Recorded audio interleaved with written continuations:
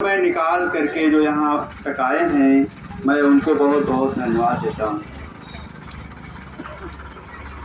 साथियों, आज बिजली पासी का जन्म महोत्सव है, आज पूरे देश में मनाया जा रहा है। उसी कड़ी में आज इस नरहरपुर की पावन धरती पर और ये महाराजा सीतापासी सेवा संस्थान ग्राम सभा अध्यक्ष उमाशंकर राजवंशी एक ग्राम संगठन की तरफ से आयोजित किया गया है। मैं पूरे संगठन को बहुत बहुत धन्यवाद देता हूँ। साथियों, आज बिजली पासी, आज जगह जगह बिजली पासी की जयंती है। हम लोगों को ये पता नहीं है कि बिजली पासी है क्या, ये क्यों हम लोग मनाते हैं। तो बिजली पासी कोई साधारण नहीं, ये 11वीं से 12वीं शताब्दी के बीच में ये राजा रहे हैं और इनके 12 किले थे। 12 किले में इनके इस तरीके से किलों के नाम हैं: माती किला, परवल पश्चिम किला, कल्ली पश्चिमी किला, पुराना किला, भटगांव किला, औरावा किला, ऐन किला, पिपरसंडा किला, दादूपुर किला, नटवागढ़ किला और बिजनागढ़ किला और बंगला बाजार में जो पुराना किला है वो भी मौजूद है। लेकिन साथियों, हम सबकी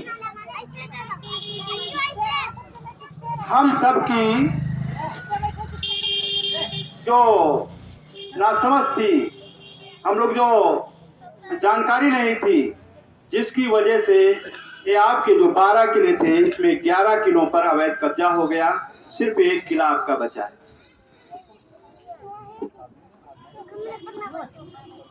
तो एक किला आपका बचा है, उस पर भी लड़ाई जारी है। तो ये बिजली पासी का जो किला है, जो राज्य है, तो गया कैसे? बिजली पासी एक ऐसे ताकतवर वीर शिरोमणि सम्राट थे जिनसे कोई जीत नहीं सकता था। ये ऐसे आपके समाज में वीर तापी राजा पैदा हुए, पासियों का राज्य था। और इन लोगों ने, इनकी समकक्ष जो कन्नौज के राजा जयचंद थे, उनका कहना था कि हम पासी समाज को फूटी आंख देखना पसंद नहीं करते। तो इनसे जब कर मांगा गया तो बिजली पासी ने कर देने से मना कर दिया। जब मना कर दिया, एक नहीं कई बार जयचंद और लाखन यहाँ पे चढ़ाई किए, लेकिन जीत नहीं पाए। फिर आल्हा उदल को बुला करके और बिजली पासी से जब युद्ध हुआ तो 1-2 दिन नहीं, 13 महीने 3 महीने 13 दिन तक इस गांजर के बीच युद्ध हुआ, बिजली पासी और जयचंद के बीच में। धोखे से उदल ने बिजली पासी का सर काट दिया था, लेकिन वो तब तक उनका रुंड लड़ता रहा जब तक कि सातन पासी आकर के वहां झंडा नहीं दिखा दिया। ऐसे हमारे समाज के वीर योद्धा थे। उनके इतिहास को हम लोग भुला दिए, हम लोग जान नहीं पाए। लेकिन जान कब पाए? जान तब पाए जब लखनऊ के पहले मेयर दाऊ जी गुप्ता रहे। दाऊ जी गुप्ता ने इतिहास लंदन में जा करके वहां से इतिहास ला करके हम लोगों को बताया। लेकिन उस वक्त कल्याण सिंह मुख्यमंत्री हुआ करते थे। उन्होंने ये कह दिया कि अगर बिजली पासी जो राजा है उसको निरोधी घोषित कर दो, वीरांगना हुदा देवी जो 36 अंग्रेजों की को मौत के घाट उतारा था, उनको निरोधी घोषित कर दो।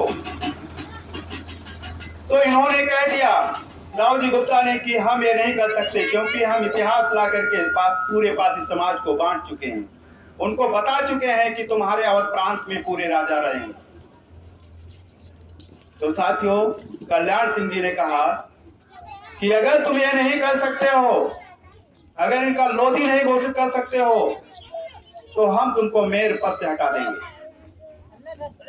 तो कहा मेयर पद से हटा दोगे हमें स्वीकार है, लेकिन इनका नाम बदलना हमें स्वीकार नहीं है। तो जिस दिन कार्रवाई हुई हटाने की, उसी रात में बिजली पासी की प्रतिमा लगवा दिया। एक छोटी सी प्रतिमा वहां किले पर लगवा दिया।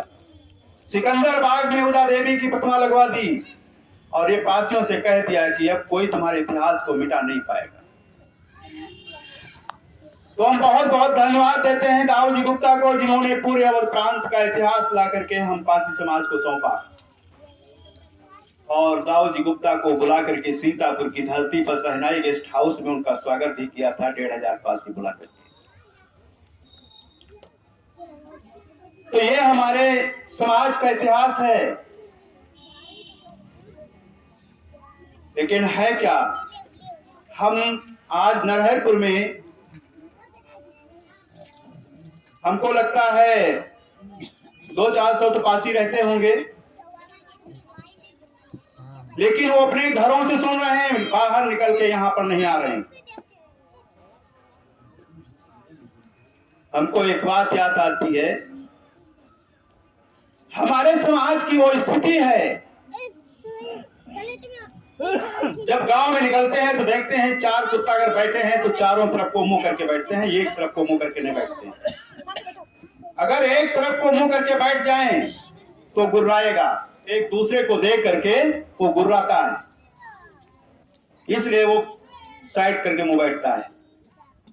इसी तरीके से पासी समाज अगर एक जगह बैठता है तो एक दूसरे की बुराई द्वेष भावना रखता है, इसीलिए वो अलग अलग रहता है। अगर ये द्वेष भावना खत्म कर दे और एक साथ बैठ जाए तो इसकी ताकत के आगे सारी ताकतें फेल। अंग्रेज भी इसे हार गए, इसकी ताकत को लोहा माने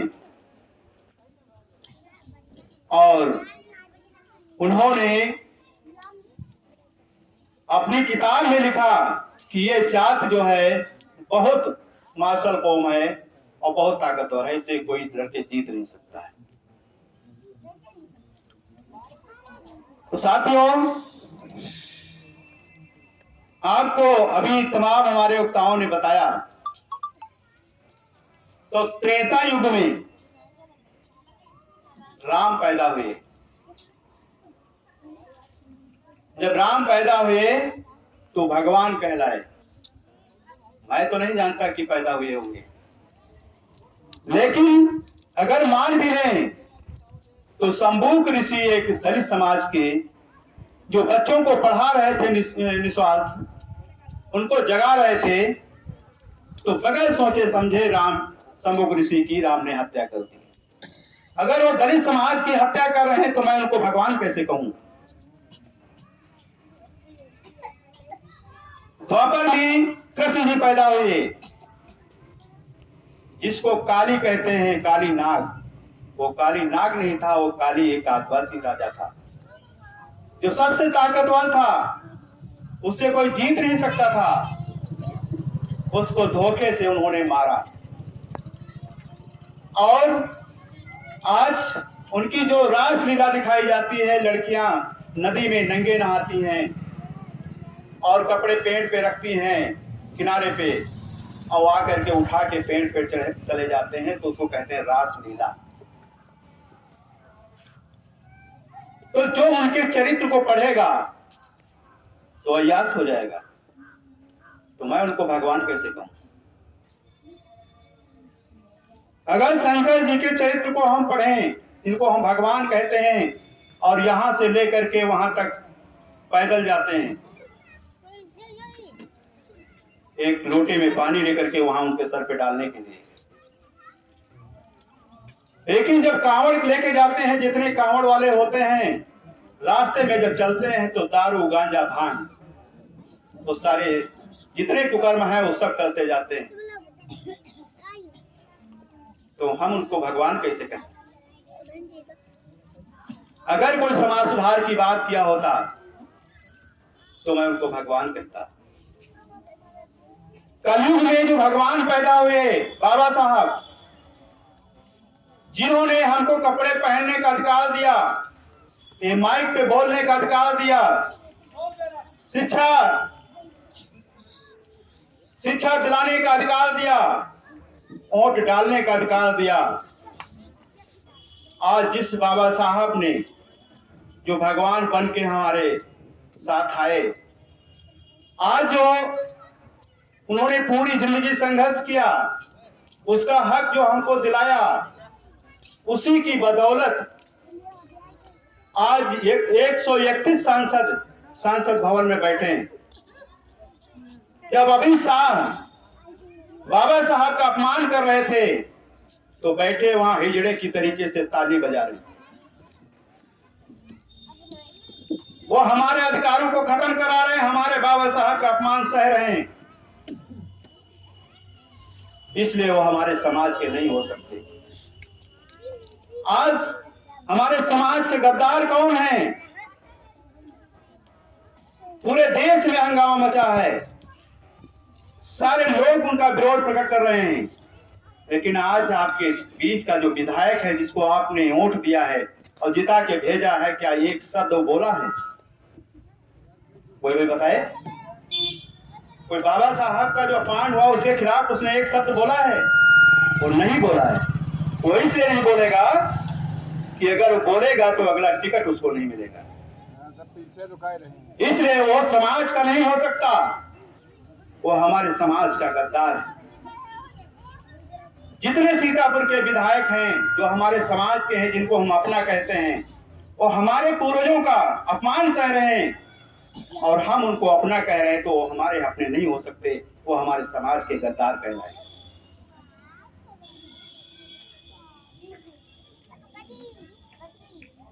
अभी साथियों, हमने आपके सामने सब कहा कि दानवीरों का मतलब हम लोगों ने जो कुछ है, जब हमारे पूर्वज राजा हुआ करते थे,